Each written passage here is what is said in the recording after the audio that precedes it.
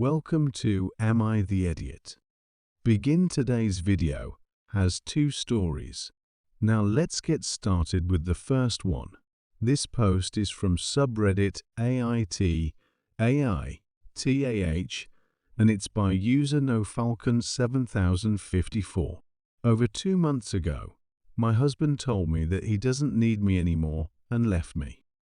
He claimed he only dated and married me because he was lonely, had low confidence, and didn't really have friends. But now that he has a good social circle and high self-confidence, he doesn't need me anymore and I'm only pulling him back.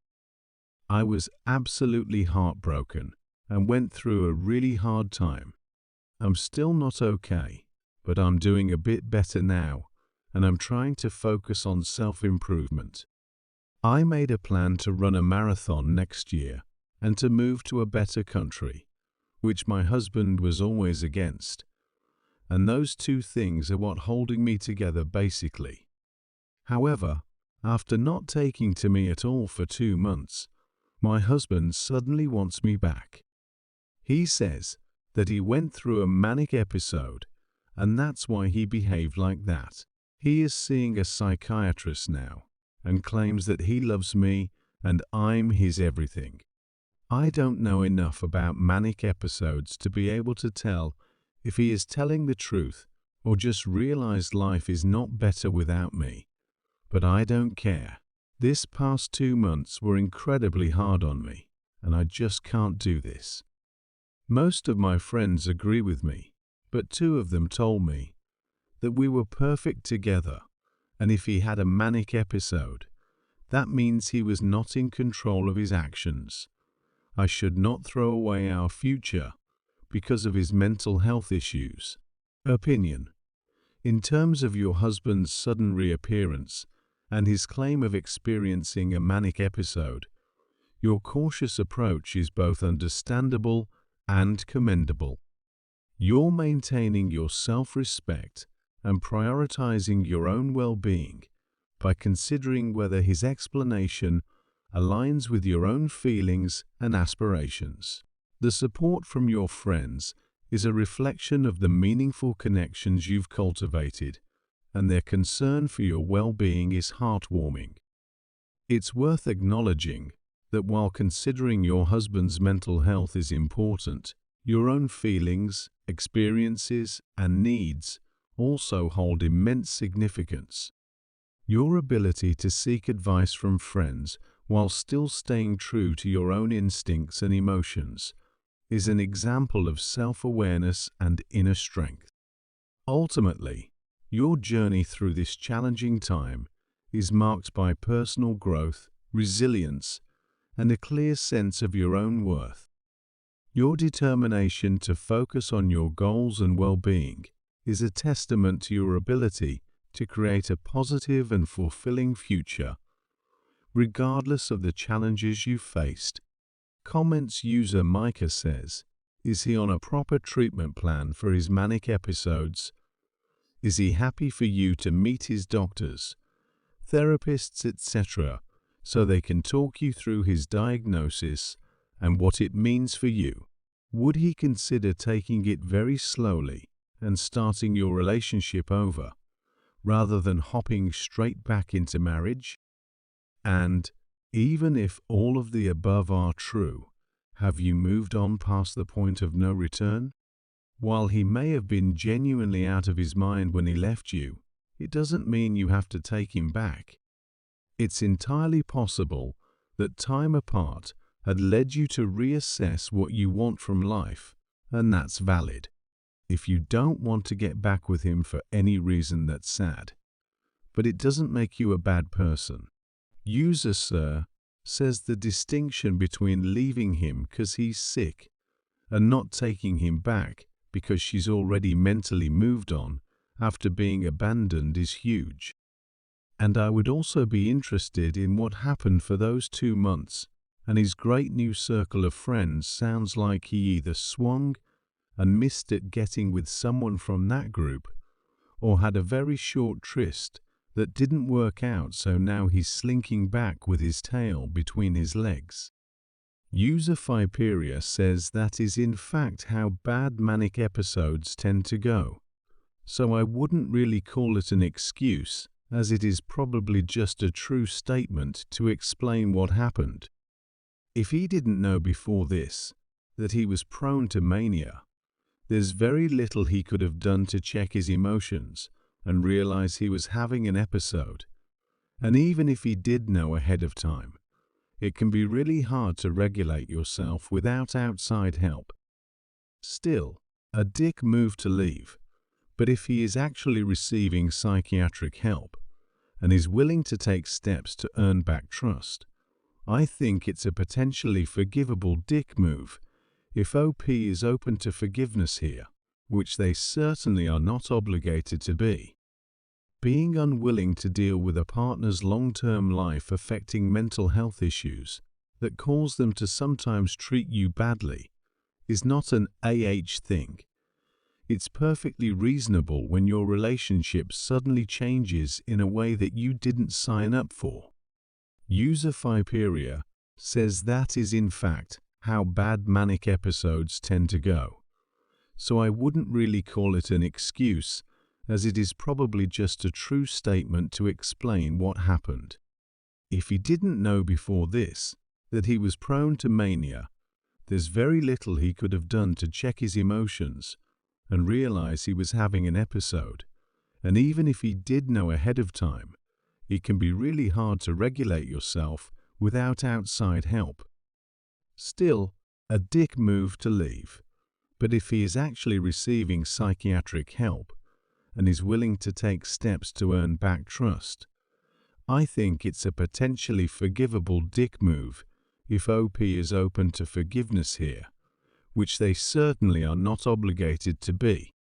Being unwilling to deal with a partner's long-term life affecting mental health issues that cause them to sometimes treat you badly is not an thing. It's perfectly reasonable when your relationship suddenly changes in a way that you didn't sign up for. Second story by user Might 6031. My husband and I were at the grocery store with our give-month-old, who was past his nap time. We were exiting the store when LO starts to fuss. ETAI did not stop to talk or start a debate. This entire exchange happened as we were walking by. Our stride didn't even slow. Guy said, "Sign this, so they can't raise taxes." No hello. Do you have a minute?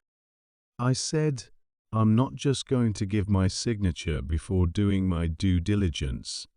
And this little one's got to get home. Sorry, maybe next time." To which he replied, "Oh, he'll be fine for a couple of minutes now." So I said, "I'm guessing you don't have kids," as we continued walking away. Note, again, we never stopped walking. He mumbled, "No, actually I don't." Guy looked like he was maybe 20. We were pretty far off at this point, so I just said, "Didn't think so." He definitely couldn't hear me say this. As we got closer to the car, my husband said, "Geez, you're a dick. That was cold." No person with kids would say something like that if they had ever experienced having to put down an overly tired 5-month-old. My husband thought I was basing my statement on the way this dude looked, but it was 100% what he said. He agreed with what I said after explaining to him I was speaking to the fact that this guy clearly never experienced having to put a fussy overtired baby down for a nap. He also said, "I'm not criticizing you. I just thought it was based on how the guy looked, and I thought that was cold." Update. I'm okay with accepting both sides on this one. I wasn't using my kid as a weapon or shaming this man for not having any. Again, to clarify, I was simply pointing out, in passing, that he's obviously never had to get a child home quickly. Otherwise he would understand the importance of that moment, and he not having time in that moment. Opinion. Your response to the situation at the grocery store showcases your thoughtful and considerate approach as a parent, as well as your awareness of your child's needs and well-being. The fact that you remained focused on your baby's comfort and your own priorities while handling the encounter is a testament to your excellent parenting instincts. Your first concern was your child's welfare, as evident by your response to the man's initial request. Balancing the needs of a young child, especially one who is past their nap time, can be challenging, and your quick judgment in prioritizing your baby's needs reflects your nurturing and responsible attitude. Furthermore, your response to the man's comment was respectful and appropriately assertive. It's clear that your intention was not to engage in a debate or confrontation, but simply to prioritize your baby's well-being.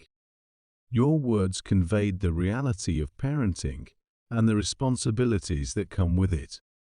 Your explanation to your husband regarding your response further demonstrates your thoughtful consideration of the situation. In your explanation to your husband, you conveyed a deeper understanding of the moment, focusing on the actual message being conveyed by the man's words rather than his appearance. This shows your perceptive nature and your ability to analyze situations beyond the surface level. Your husband's reaction and subsequent understanding of your perspective highlight the importance of effective communication within a partnership. Your ability to share your point of view and clarify your intentions allowed for a healthy dialogue, reinforcing the foundation of trust and mutual respect in your relationship. Ultimately, your approach reflects a genuine commitment to your child's well-being and a keen awareness of the challenges and nuances of parenting. Your actions at the grocery store demonstrate your ability to navigate unexpected situations with grace and poise, while always keeping your child's best interests at heart. This incident serves as a testament to your nurturing and responsible parenting style, and your ability to handle challenging situations while remaining focused on what truly matters. Comments. User DSA says it's not sometimes, it's the vast majority of the time. I used to work in politics and am friends with people who still do. They get paid per signature, so they will aggressively try to get as many as they can. User Spirited says you could have just said no thanks, sorry. Like literally everyone else when they get stopped by people like that. Saying, I'm guessing you don't have kids, then going didn't think so, shows you just felt like taking a dig at him. He was just doing his job. User Darkulus says this story is funny if you view it from the guy's perspective. He's probably expecting people to ignore him or tell him no thanks. But imagine how confused he must have been when bro was questioned on if he produced any children and given a lecture about signatures. He must have thought it was a fever dream. User Aiken says you people must be reading a different story than us. Solicitor sign this petition. No. I need to get my kids home solicitor. They'll be fine. You must not have kids solicitor. I didn't think so. This is the ACT-UAL series of events. The dude did his normal job and asked her, but overstepped when he denied her blatant no. Everything from that point forward was his fault. There is literally zero mental gymnastics that can be pulled to change that fact. User Stray says I wonder how much of this difference in interpretation is gender-based. I could easily see myself saying something similar to a solicitor, usually with a smile, not condescension or scorn. I don't think anyone would have interpreted it as being cold or a dig at the guy's looks. And honestly, The only reason I think OP's husband does is because he's probably not the one who has had to put an overtired baby down for a nap, which I can testify can be hole in drywall levels of frustration. That's it for today's video. Thank you so much for taking the time to watch it now. If you've gotten to this point in the video, I assume that you like these stories that I'm reading out, so here are a couple more that you might enjoy. And if you don't have any time to watch another story right now, save it for later. And also don't forget to hit that subscribe button